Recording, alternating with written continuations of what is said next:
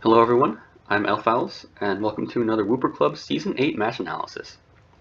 Last time I covered my Week 2 victory against the mighty Miltanks and talked about some of the things that went well there. This time I'm up against John and his Close Combat Club for Week 3, and this team has been a mixed bag as far as results go. Looking at John's previous matches, I know I'm going to need a bulky core that outlasts his, so I'm starting to get an idea of what kind of team to bring.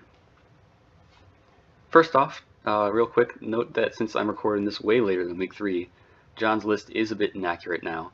In the time following our match, he has traded out Swampert for Heracross, so keep in mind that I'll be building around the Swampert for this battle. That's what I get for recording things too late, I guess. But once again, I'm going to start with threats that I don't necessarily need to budget for. Cragonal and Moolytuff do offer some utility for John, so I'm not going to discount them from his roster, but they are pretty easily handled just by slapping Heatran on my team.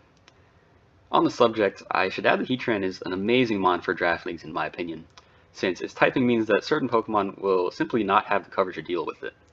Just adding Heatran to a team eases the team building process a ton, since it usually counters at least 2 or 3 Pokemon on my opponent's roster. Anyway, I'm also going to say that Stunfisk isn't doing much to my team, and Exploud isn't either.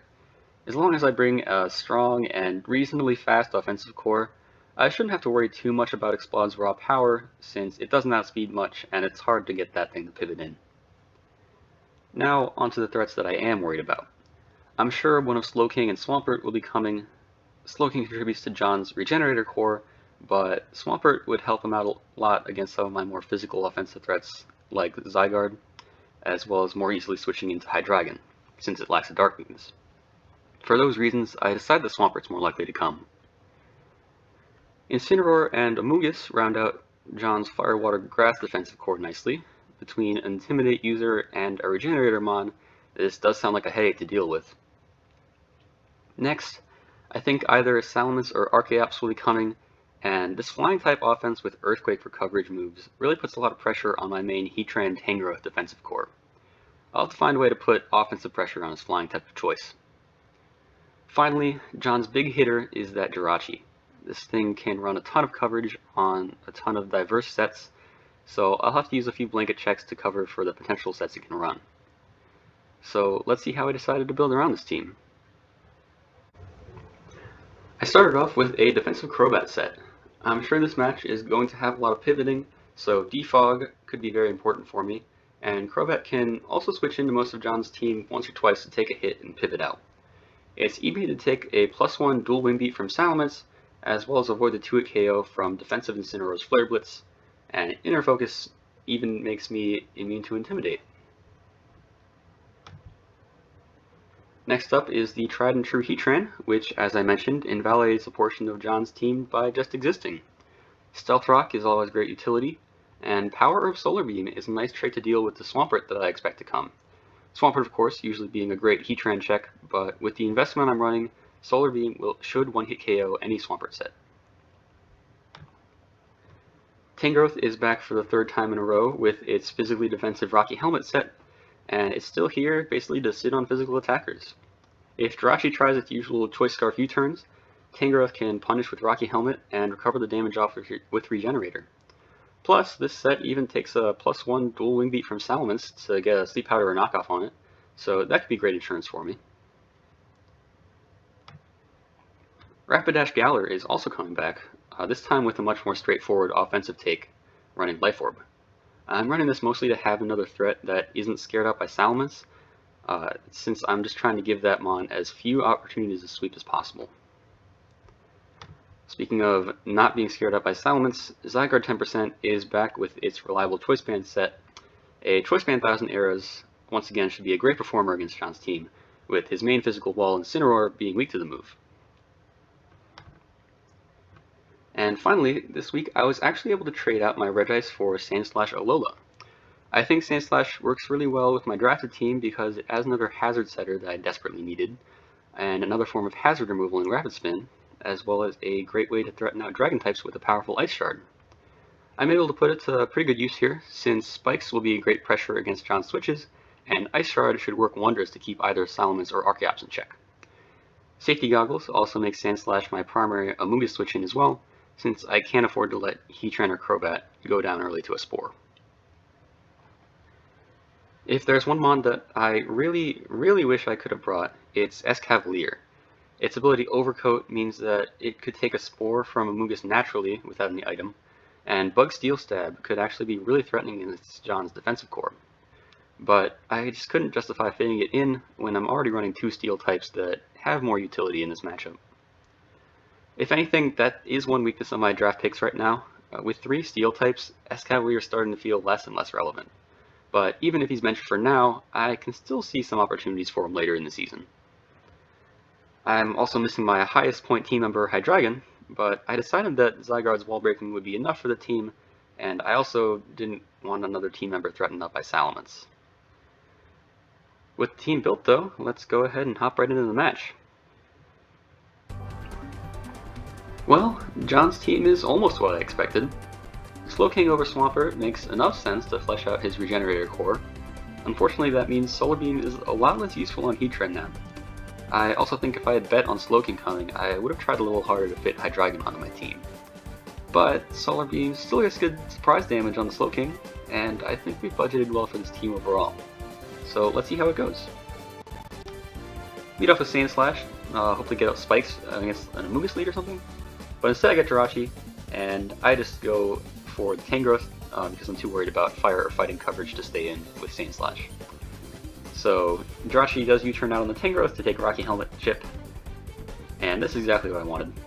Based on that interaction, I'm fairly sure it's Scarfed. As Amoonguss comes in, I come back to my perfect Amoonguss check in Sand Slash, take the Spore, set up Spikes as I threaten it out to Incineroar. Crobat comes in because I'm a pretty good Incineroar check, but he does go for the knockoff here. That's a good read on John's part, knowing that switch, but losing Boots turned out to be pretty inconsequential, so I'm not hurting too bad. As Slowking comes in, I make sure to roost off the damage before U-turning out. I just like to keep Crobat as healthy as possible moving forward. But as Tangrowth comes in, I actually take a pretty nasty Ice Beam, and then as the Amoonguss comes in to check Tangrowth, I actually try to Sleep Powder. And I think that was a pretty poor play on my part, since even if he had stayed into Ice Beam again, Sleep Powder's shaky accuracy meant that there was a decent chance I could have lost Tangrowth there. But I'm finally ready to make a read and get a step ahead here. As I'm betting on the Incineroar coming in, I switch in Crobat, and I do get that right as I just Brave Bird into it for some chip, as it just U-turns out, and the Slowking comes back in. And then after that, I just decide to go with my own U-turn into Heatran to take the predicted Ice Beam, and it does do that. And then it switches out, and I wonder if it's running water coverage. Then I just 20/20 vision whiffs a Magma Storm, so the Salamence is obviously hacking, allowing it to get a quick setup opportunity.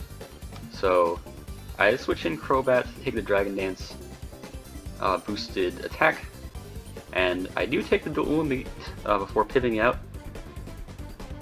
to Sand Slash. Crobat doing his job well, pretty much what I brought it for him. Incineroar comes in to take the obvious Sand Slash Ice Shard, and then I'm going to pivot in my own Heatran to just take the Flare Blitz. And since Incineroar is scared out by potential Earth Power, Salamence comes in and I roast it with a super-powered Magma Storm. Now, that was an interesting play. For those of you who think it was pretty bold for me to do that, considering Incineroar could have hit me with an Earthquake there, you'd be right. But I may have forgotten that Incineroar even gets Earthquake, so it was more of a dumb play than anything. Luckily though, I wasn't punished for forgetting that. But now, I am threatened out by an Outspeed and Earthquake from the Salamence, so I actually do bring in Sand Slash because I know I can take one. And then as I try to Ice Shard to finish this thing off, Incineroar comes in to take it, since it was kind of obvious. But at this point, I decide that Sand Slash has really done its job. A layer of Spikes is down, and Salamence is chipped enough that Zygarde's Extreme Speed can take it out if it tries to sweep. So I just sack Sand Slash here, and I go for Toxic as Incineroar Earthquakes. And it's right there that I realized how bold my Heatran play was a few turns ago. That sack does allow me to get a free switch into Zygarde, and I get an easy 1000 errors on something. Slowking comes in, but thanks to Spikes, it actually gets to a KO'd. So Incineroar comes in to live the next 1,000 arrows through Intimidate, and Sand Slash gets the kill steal with toxic damage. Good job, buddy. As Logan comes in with more HP, I can't afford to lose Zygarde to an Ice Beam, so Heatran comes in to take that. And the Magma Storm trap does not work as Logan just teleports out to Salamence. And then I switch out to Crobat to avoid an Earthquake, and then try to get tip damage with a Brave Bird into this Jirachi, which switches in. But I will take the damage on it, that's fine. And then John switches in to Amogus as I go for the Tangrowth switch for Jirachi, and that was smart. Here, I did know that John wanted Spore against something on my team since Sand Slash is now down, so I used that opportunity to get a sneaky little knockoff in there. But then I need to find a mon to absorb Spore, and I realized Crobat's pretty much done its job. So bring it in to fall asleep, and I'm just going to tuck it away for the rest of the match. After that, Heatran is an easy play into Amogus. I'm now not threatened by anything it can do. And I Magma Storm to try to take out the Amogus as Wigglytuff comes in.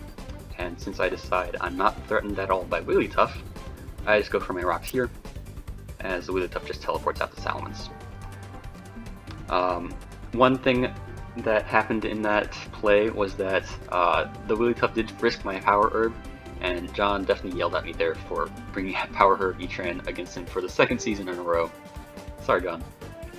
But just to mitigate the Salamence threat, I go Tangrowth because I know I can take anything from it.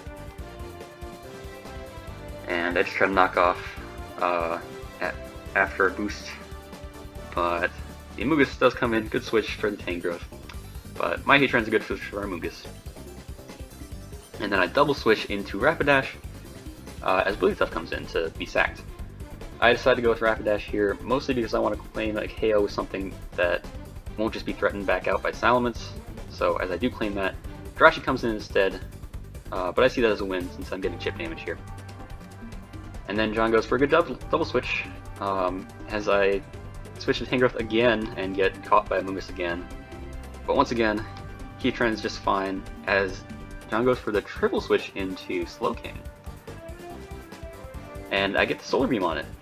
This was a rough spot for John, pretty good position for me, because with all that hazards damage going around, whittling down John's team, I was able to force the 50-50 situation there. He could have hard switched out and risked losing one of his other mons to Magma Storm, or he could have gone for Teleport as he did and risked taking that Solar Beam that he knew I was carrying. And since he needed to go with the ladder, I was able to predict that and take him out. Now, his only option to threaten me is Salamence, so I switch to Tangrowth since I know I can take anything. And that proves to be true, as he goes for the boosted dual Wing Beat, and Rocky Helmet Chip takes him out. Now, between Amogus and Jirachi, nothing can threaten Heatran anymore. So, it's just going to come in to clean up, take a very small amount of damage from Giga Drain, and then Magma Storm goes into the Amogus, and after Jirachi comes in, takes more chip, gets off a decently powerful Drain Punch before I just Earth Power into it for the KO and the 5-0 victory. Overall, I'm pretty happy with this match, but it's not the dominant victory that the 5-0 score would suggest. This really did come down to a war of attrition, and a few mistakes from me meant that this battle could have gone very differently. I definitely opened myself up to an Earthquake from Incineroar really early on with Heatran, and that would have been a devastating loss had it played out differently. I think I also gave the Salamence too many opportunities to set up as well. If it had run Roost on its set, I could have been in a lot more trouble trying to pivot around it, especially after Sandslash went down. Not to say that there weren't some good plays for me though, as I'm glad I was able to find opportunities to set up two hazards. They really swung this battle of pivots in my favor. Despite what I think was a misplay early on with Heatran, I do think I played it pretty well around his team afterwards, and of course that Power Herb Solar Beam is a very satisfying set to see work out, even if the original target in Swampert didn't show up. Overall, GG to John. This is a fun match to look back on, and I think I learned a lot from it. Even though I'm sitting at a 3-0 record at this point, each of my matches were great opportunities to really tighten up my gameplay. The next match I'll be looking at is Week 4 versus the Summit County Psyducks. Zach brings a really unique mix of offense and defense and an unpredictable threat in Silvally, so it's going to be interesting to play around. Join me for that, and we'll see how it goes. Thank you so much for watching. I'll see you next time.